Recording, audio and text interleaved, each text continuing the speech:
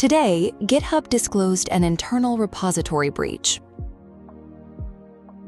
As of today, GitHub says a compromised employee endpoint was used to access internal repositories, reportedly via a malicious Visual Studio Code extension.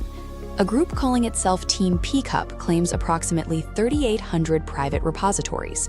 Reporting puts the scope at GitHub Actions, Copilot, CodeQL, Enterprise, and Azure integrations.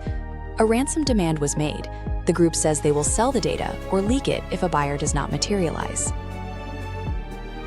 What this is not, GitHub says no customer data exposure has been confirmed at this time. As reported, this is an internal source compromise, not a customer repository theft. The investigation is ongoing.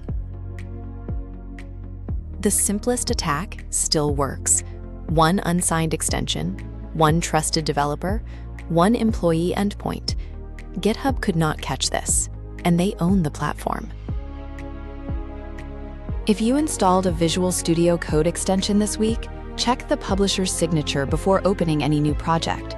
Turn on signed commits. Rotate the tokens your editor knows about.